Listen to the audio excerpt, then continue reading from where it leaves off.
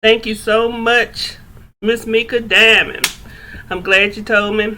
I had to turn my mic on. Can you hear me now? Can you hear me now? All right, so let's start that over. This Just So You Know moment is brought to you by Dr. LaShonda Jackson Dean and Jackson Dean Investments. Just so you know, Dr. Jackson Dean, the Pen Slayer, says, I am a talk show host, a speaker, a life and success strategist, and an author.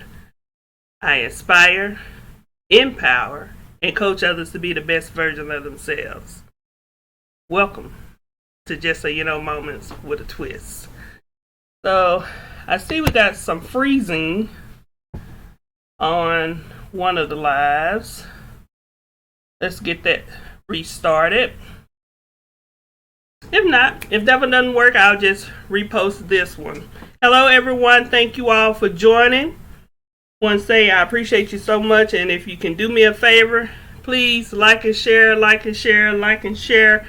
this video with your friends, your family. Do some watch parties for me. Help us out. I also need you to be interactive and participative. It's going to be a good one tonight.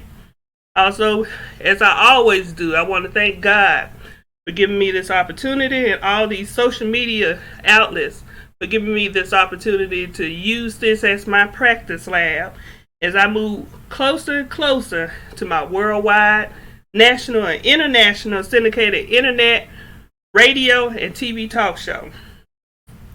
So, this week we're going to continue our series on Level Up. 3 weeks ago, we began our series with Level Up, Change Your Mindset, Change Your Life. 2 weeks ago, we discussed how to level your community up. Can someone do a watch party on my fan page? Add it to my fan page because right now it's freezing over there. I can see it. So if you can share this post as a watch party over to my fan page, Dr. LaShonda Jackson Dean, I certainly appreciate it. And so, 2 weeks ago, we discussed how to level up your community. Last week, we discussed how to change your money mentality. And I'll take the opportunity to recap these past few segments, upcoming level up, change your mindset, change your life, level up, change your community, and change your money mentality. Just so you know, Dr. Jackson Dean, the Pen Slayer, says, change your mindset recap, okay? If you are serious about doing anything of any magnitude, if you have some things on your list that you want to do, if you have developed your vision and you also have developed your plan for your vision, because it's very important. If you're going to have a vision, you must have a plan for your vision. You just can't see it and it be it. You got to plan for it so you can actually do it. And so, there's an important factor to getting any and all of that done. And that's, you have to change your mindset. And so, on that week, we discussed 2 mind modes. 1 was conscious, 2 was subconscious, as well as mindset detoxing.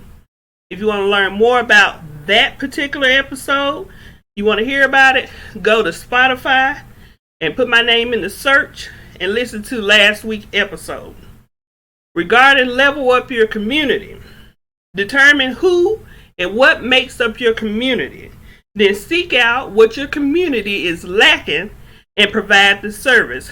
Be a service to your community, because as you go up, you want to bring your community up with you. Now, for more information on that particular episode, go to Spotify once again, put my name in the search engine, the search bar, and watch the episode 2 weeks ago. That's what that will level up your community. You have the ability to increase or decrease the value of your community. And I hope that all of you all that are listening want to do what you can to increase the value of your community. The final recap is on Change Your Money Mentality. On this episode, I was teaching you how to use your money to create additional revenue. I discussed that drip. There's a song out called Drip too. I don't know if they're talking about this drip, but you need to get on this drip if you want to make some extra revenue with your money. Look me up on Spotify. Put my name in the search engine. Look for an episode on Change Your Money Mentality and listen to that. Hello, everyone. I see two of my classmates on here, Zelsnick and Francia. Francis, we call her Francis. I see my sister Michelle Saxon and Mika Diamond is on here. Chiquita. Hey, Mike. LaRonda is here. Miss Florine is here. Cassie is here. Kim is here. Tracy is here. Sonia. Latrice. And several other. April Jones. Thank you all for being here. So let's move on. Did I say my disclaimer? If anything should happen, the computer fall off, I fall out the chair, well, we're going to just keep rolling back through it. Did I do that? Okay, we did it again.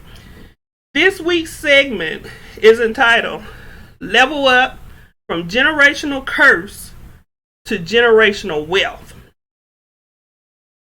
On Just So You Know Moments with a Twist, we aim to detect and correct. We detect it and correct it. Detect and correct, okay? So August is Minority Business Month. So if you know anyone that has a business, hey Muncie, hey Gina, if you know anyone that has a minority business, make sure that you go and purchase from them. Help them out. Support your friends that are in business, okay?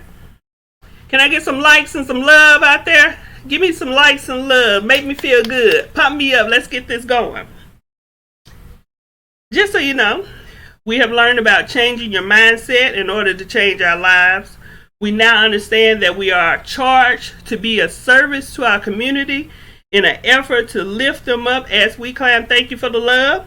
We also learned that what we need to do in order to inquire what we need to make the changes in our life to be life changing.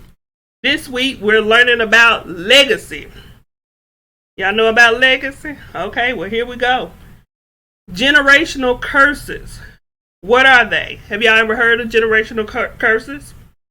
Well, what these are, and I'll appreciate if you put in the comments of what you think generational curses are.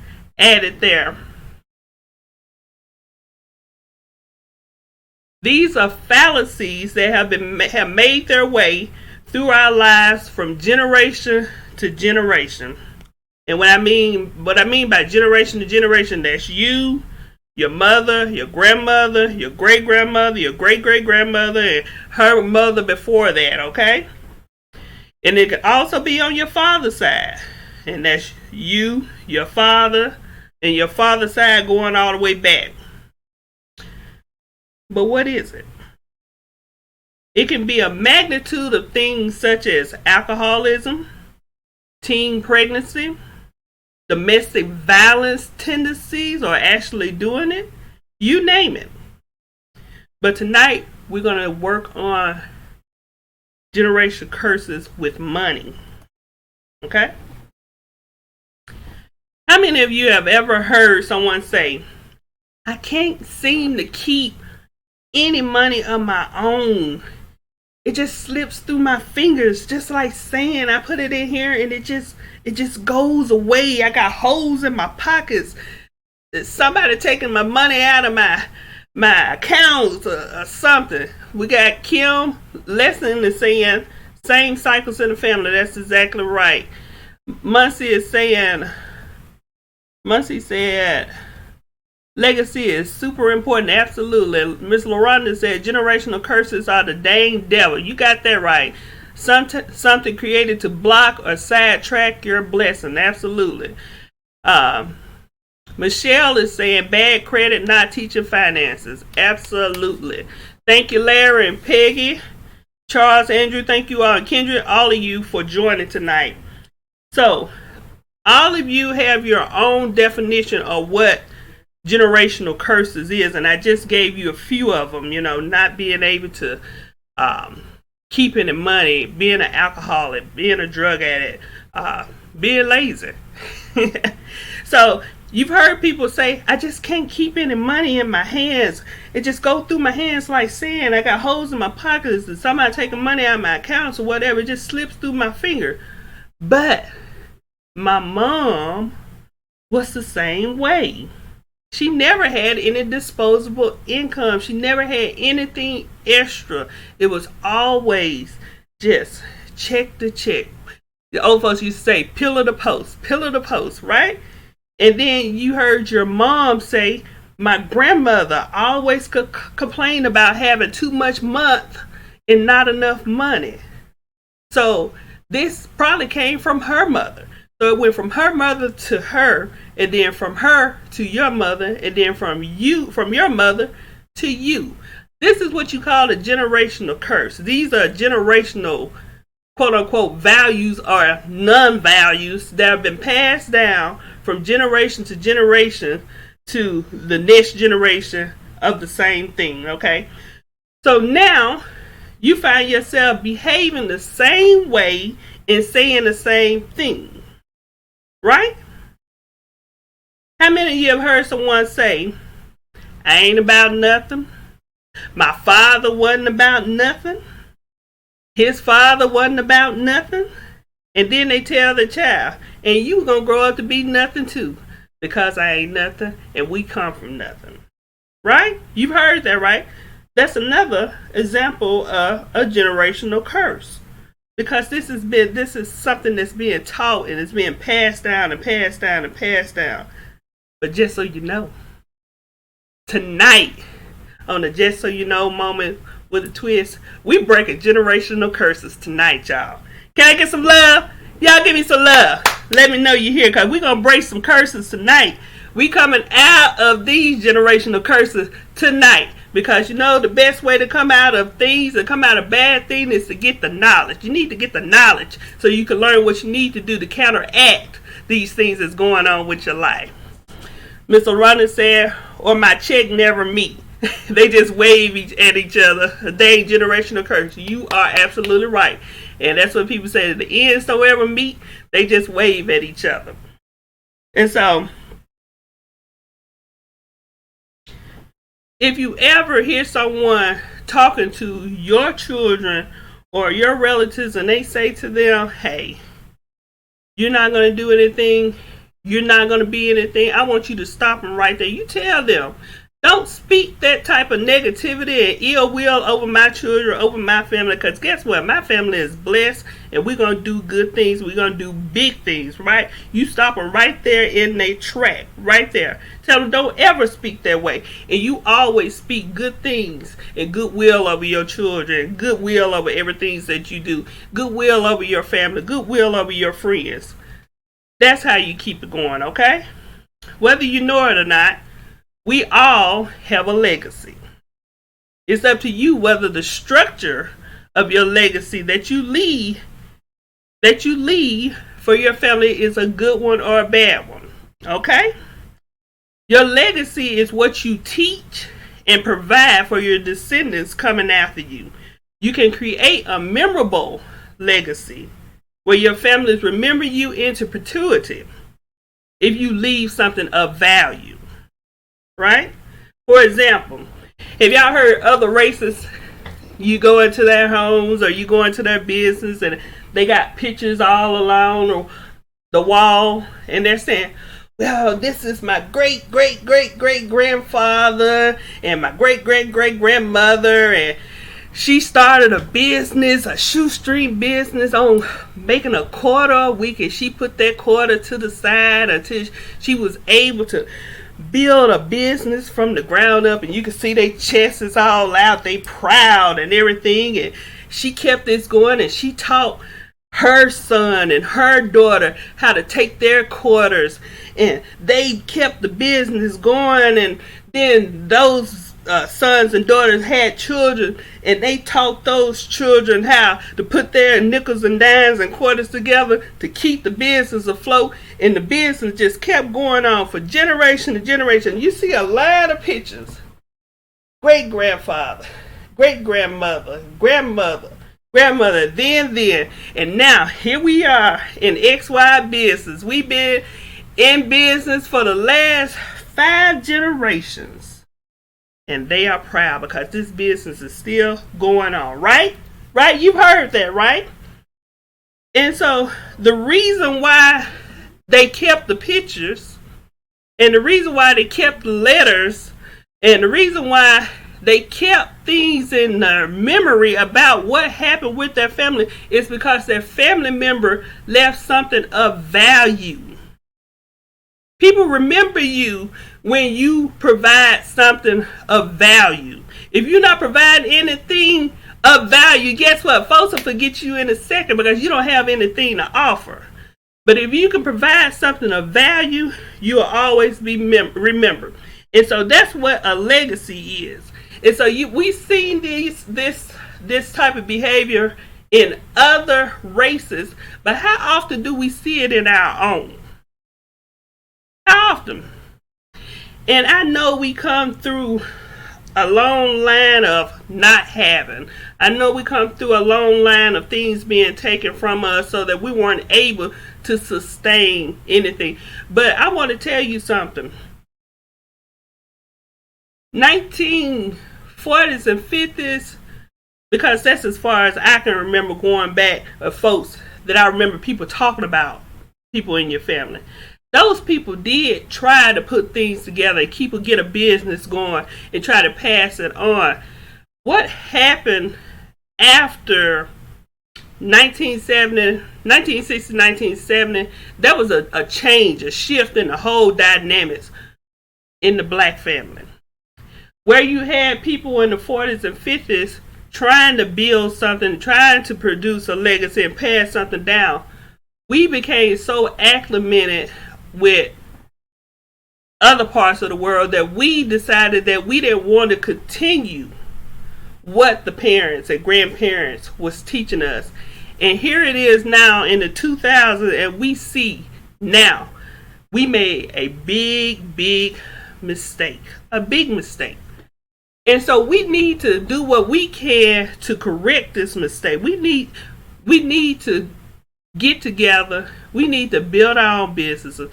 We need to teach our families how to keep this business going and how to create wealth so that we can pass it down and make legacies ourselves.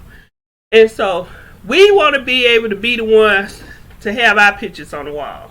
We want our grandchildren and great grandchildren to say, yeah, this my great grandma, Dr. Jassadine, and she put a business together from her bare hands, and she made sure that me today, 3 generations down, I had enough money to go to school to start my business. Right now, I'm working in the business that she created. Those are the things that we need to instill in our families going forward, okay?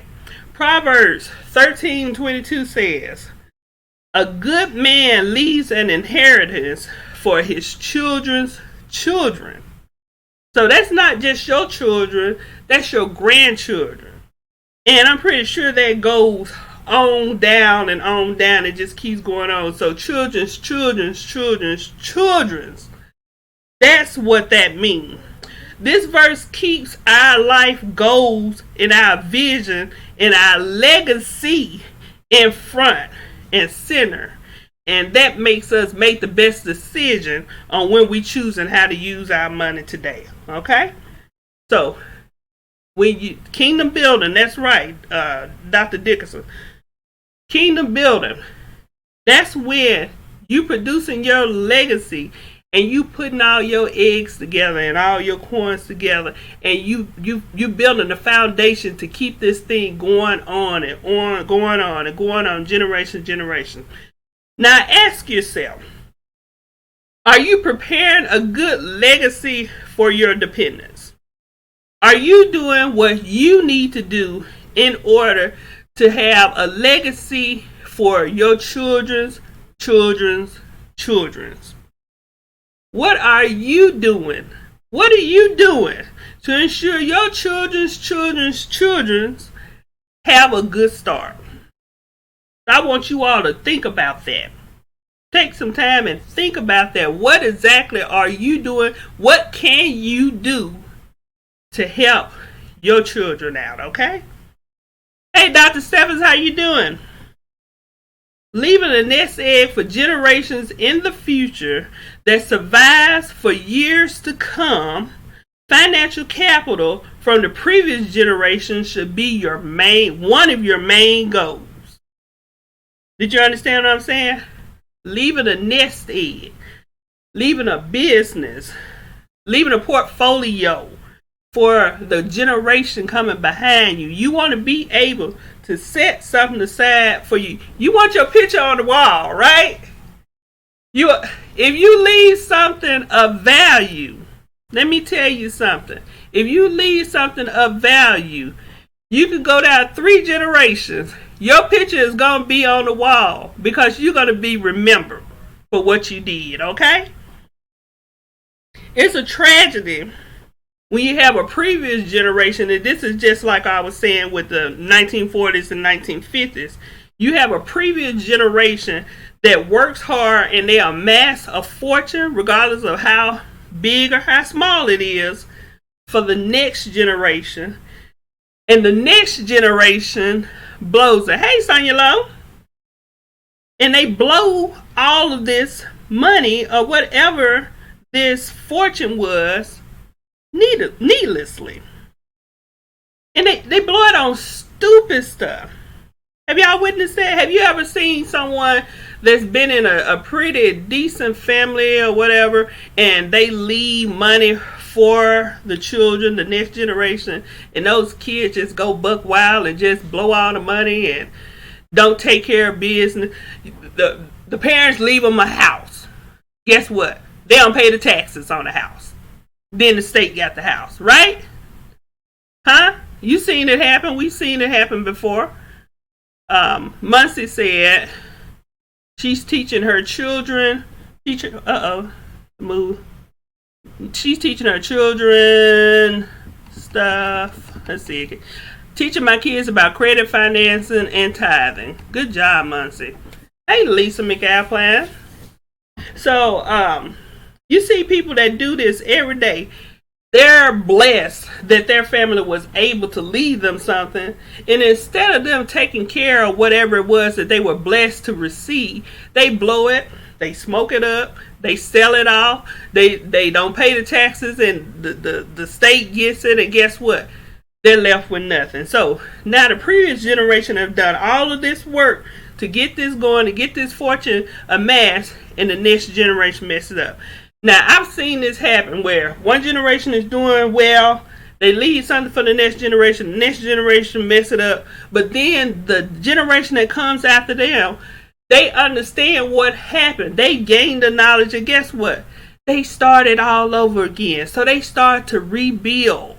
And there may be a little something left from that 2 generations back where they can pull it together and push on to the next generation. That's great. That's great if you can do that. But there are ones that will not. So anyone can become rich, but it requires proper management and strategy to change the money mentality and mindset that people have about money. I want to read you something from my book Seed to Seeds by Dr. LaShonda Jackson Dean. It says, wealth is seen more in white race than compared to the black race. There are some rich black people, but there is a difference between rich and wealth. Riches is having a lot of current money. Get that? Rich is having a lot of current money. Wealth is generational. Wealth is generational. Get what I'm saying? I want you to really understand what I'm saying. Rich is current money. Wealth is generational. Generational in the sense that a bulk of money is inherited from ancestors, generation to generation. Therefore, we now know in order to create wealth, the wealth has to be amassed at a level where it can be enough to sustain you, your children, your children's children, and their children. Now that's wealth. That's generational wealth. The knowledge has to be passed along. Now that's important. Listen to what I'm saying in here. The knowledge has also had to be passed along on how to increase the funds so that it has the ability to grow while being transferred. So what it's saying is that you can have all the money in the world. Like I say, anybody could be rich. But if you don't know how to manage your money, if you don't have a strategy, a plan in place to help you grow that money, to capitalize on the funds that you have, guess what? You would never be wealthy. You might get rich, but you won't be wealthy because you're going to end up losing more money than you gain because you don't know how to manage your money. You don't have a plan for how to keep your money. It's one thing to get it, but you got to know how to keep it. All right? So let's move on. So now you understand in this why I took you through the series the way that I did this time. For this series with Level Up, I started you out with change your mindset. So I was trying to get you to open your mind to the things that I wanted to talk to you about. Then and to gather things in your revenue and money and multi streams of income. Put all of this in your mind and put it to work. Then we talked about leveling up your community. Bringing people up with you. Bringing your community around you up with you. That was the second week. Third week was changing your money mentality, right? And so that's broadening your mind on the things that you can do in order to gather money, to gather your revenue, to sustain your money. And so now, this week, the fourth week, we're talking about generational wealth. And so this is why I brought you through this entire series to get to this point here, because anybody can be rich, but not everybody can be wealthy. So it is possible for families to create wealth, create a wealth mindset, and pass the wealth on and the mindset down to ascending generations. But one important factor is to know the difference between an asset and a liability. You have some people that think just because you acquire things, those are assets, when there really are liabilities. So that's an important factor in becoming wealthy, is to know the difference between assets and liability. Assets increase your cash flow. Liabilities decrease your cash flow. So you got money coming in versus money going out, right? When people observe me doing different businesses and shows and book events, and they say, that Dr. Jackson Dean sure love money. That's what they say. And I had this lady that attempted to insult me by saying condescendingly, you just be after that money so much. I have never been the type to always be after money like that. I just smiled when she said that, because I could look at her life and I could look at her children's life and see that instead of her trying to insult me, she should have been trying to learn from me about how she can get her some revenue. So watch what you say, watch what you're doing, get your money together and build your own legacy, because that's what I'm doing. I'm working towards building my own legacy. So it's not that I just love money. I respect money. I respect what it can do for me and how it can help me create things and how it can build things with me and where it can take me. So now that we know how and what generational wealth is, let's talk about what we need to do in order to get it. There are 5 things. You got investments, real estate, owning your own business, multiple streams of income, and a solid plan and knowledge. So let's talk about investments now. So the other week, that was last week when I was talking about the drip. Investments. Find out where you can capitalize on your money to increase your revenue.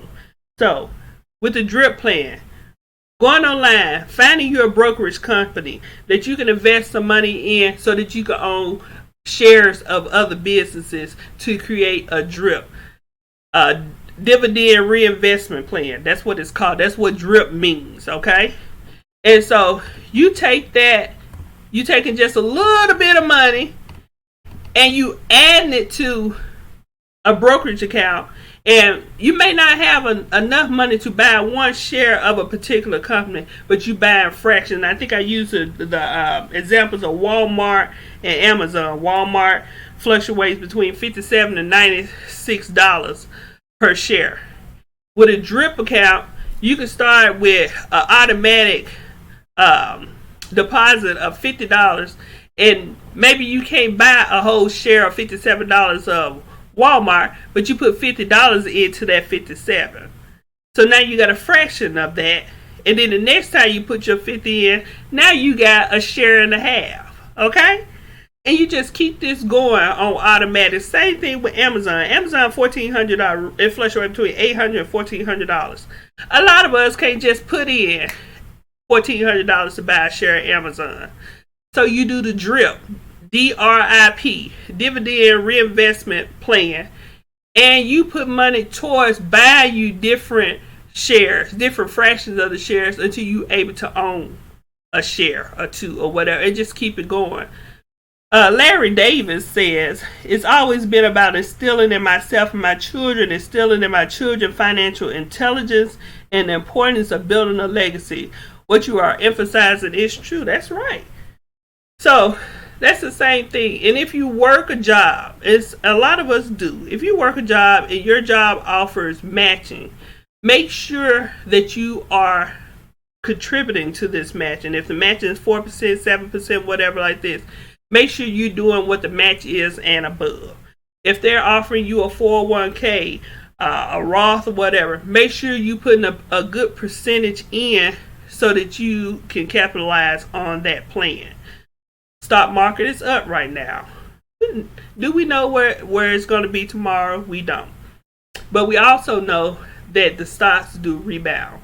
So if you one of those people, let me tell you, let me warn you. If you're one of those people that's going to watch your stock account daily, you're going to make yourself sick. Because the stocks go up and they go down, go up and go down. And so you may put your money in and then you look, oh my God, it's dropped by 30% or whatever. I'm losing money. But then guess what? Next day it goes up by 75%.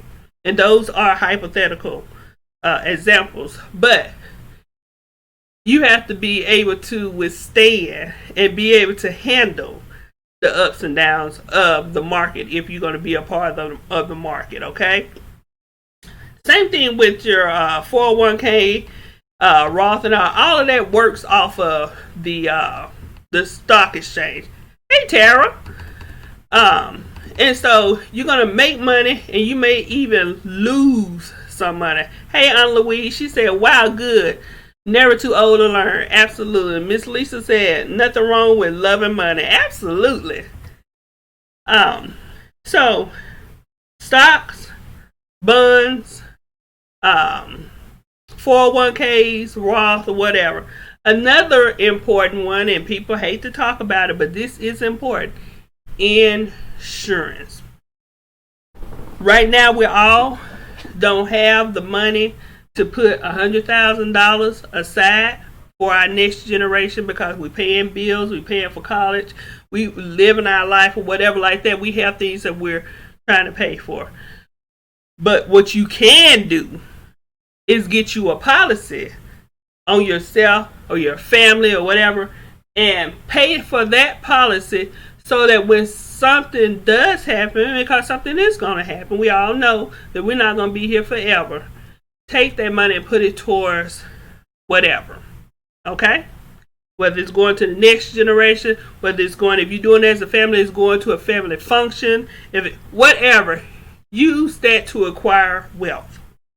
That's one of the easiest ways to gain extra revenue. One of the easiest ways to do it. If you are focused and if you are consistent in what you're doing, okay? Right? So, the next one, number 2, is real estate. Everybody can't go out and buy multi apartments or whatever. Find you a duplex. Find you a single living house and put you a tenant in it if you can do that. I'm tell y'all one of the best ways to do it. Some people know about this, some people don't. Have you all heard of tax sales? Every city, every county has a tax sale. And that was, I mentioned how some families leave property for the next generation and the next generation doesn't pay their taxes and they end up losing the house. This is where your tax sales come in at. People can't afford to pay their taxes, or they just decide they're not going to pay their taxes and they lose their property. I feel bad for them, but that could be a blessing for you. You go to the tax sale, you'll save you up a little money. The property comes up, you can afford it. Put your money down, pay the taxes, and guess what? You own the property. But you have to also keep up with paying the taxes on the property in order to keep it. So don't make the mistake of acquiring the property at a tax sale and then you don't pay your taxes. Because guess what? Now you lost the property and you also lost the money that you put into it.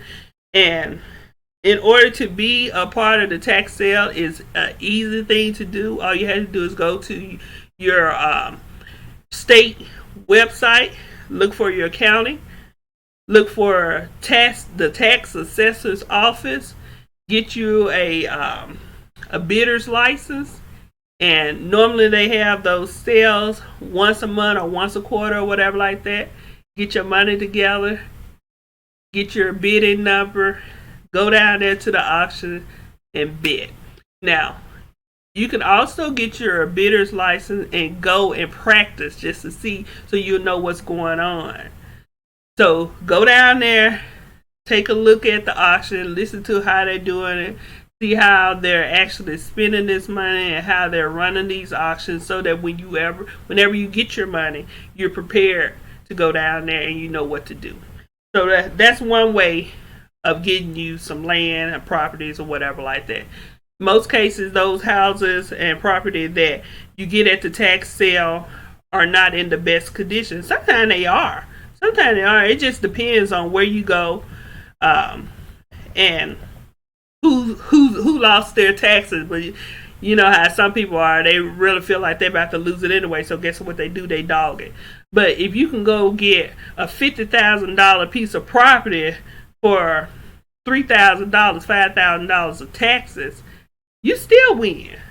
You take some money and go and fix that place up, put it on the market, sell it. Flip it. That's what people were talking about, flipping real estate. That's what flipping real estate is. I might even do a series on that, on how to flip real estate. But you take that, you take your money, you go down to the auction, you bid on it, and it's going to be some people bidding against you or whatever. And so you got to know how much you can afford to spend, because they want that money. Normally 3 days, you can pay it that day or 3 days, give them a check or whatever. And a money order is not a check. They're not going to take a check. You're going to need a money order of the money and pay for the property. So that's your investment and that's your real estate. We'll do real estate later on, a full version of real estate. Number 3, owning your own business.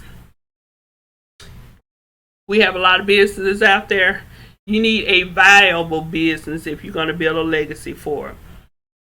One of the easiest things to get into is to get you a food business, whether it's a food truck, whether it's meal prep, We got a lot of people doing meal prep. Meal prep is the newest and biggest crave right now. You got so many people who are so busy, but they want to stay in shape.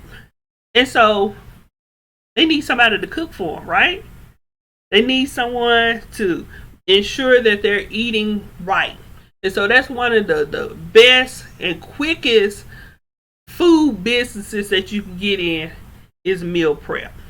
So owning your own business, it don't have to always be in food. Some people sell clothes. Some people sell books. Some people have services that they provide.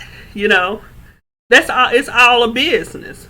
So find out what it is that you're good at, or find out what is something that you can learn to be good at, and turn it into a business so that you can build your legacy from there. Okay. Number 4, multi streams of income. If anybody knows me, they always know that I always talk about multi streams of income. I always have been a proponent of multi streams of income ever since I was probably 17 years old, because I always wanted to have my own money. And so, how you do that? You may have a full-time job, but I tell you, if you work a full-time job, you give those people 8 hours of your day, don't you go home and go to sleep. Don't you go home and sit up and watch TV all night. Don't you go home and sit on Facebook all night. You go home and start working on your own business. You start working on a plan for your stream of income. You start figuring out a way that you can make some money. Now, if you making money on Facebook some kind of way or whatever, that's one thing. If you making money by somebody paying you to watch some TV program, that's another thing. But if they are not, don't spend 8 hours at somebody's job and then come home and don't work on your own stuff. You come home and work on your own business and get yourself to push forward, okay? That's number 4, multi streams of income. Sell some Avon. Sell some Mary Kay. Write some books. Babysit. Whatever. But you get you some separate multi streams of income so that you have some money coming in. That's an asset. Cash flow coming in. Cash flow coming in. Now, if you taking that money and you blowing it, guess what? You just made another liability for yourself. And that's money going out. You want to get money coming in so that you can take that money and build towards your legacy, okay? So, multi streams of income.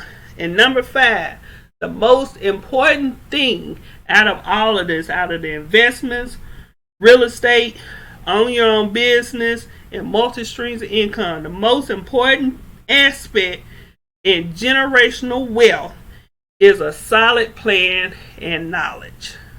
So, whatever it is that you know, teach your children, teach your friends, teach your family. If they're listening, some folks not going to listen to you, guess what? Don't even worry about it. If they don't want to listen to you or how you can teach them to have a better life, guess what? Find people that will. Don't worry about the ones that won't. If you have knowledge, pass it on. If you don't have any knowledge, research it. There's a plethora of information and knowledge on Google, on the internet, on these different other internet outlets that you can find any information that you want. YouTube, you can go there and what they call it, YouTube University. Go and find out about all the financial aspects that you can learn about. Everything that you need to know, you can learn it right there on YouTube, Google, or whatever. Find out what you need to know and pass it down to your children. Make them sit still for a minute and teach them something. Teach them, like I was telling my son, I want to teach you something that if just so happen you can't find a job, you still know how to make money for yourself. You still got money coming in because you have a skill. You know how to turn your hobby into a business. Teach your children how to open up their own business.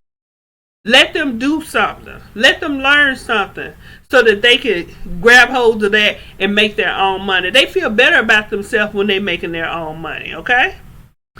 So, those are the 5 things that I want to teach y'all tonight with generational wealth, because anybody can be rich, but everybody can't be wealthy. And so I don't have, since we're over our time limit, I'm not going to do the emails tonight. I'm just going to go ahead and close for the night. I thank y'all for being here. And this concludes our episode of Level Up, from generational curses to generational wealth. Please join me next week at 8 p.m. on Facebook Live, Periscope, YouTube, and I'm also on Spotify. I want y'all to go to Spotify, put my name in the search, find my episodes, and listen to it. I'm going to be adding some additional things to my profile on Spotify that you're not going to get here on Facebook. And so if you're going to follow me and you want to learn some things, you better get you a Spotify account, and you need to start listening to me on Spotify. Put me on your favorites. I got some good stuff that's going to be coming your way. For more information on Dr. LaShonda Jackson Dean, the services and the books that I offer, visit me online at www.drlashondajacksondean.com. See you next week for Just So You Know Moments with a Twist. Bye-bye. See y'all.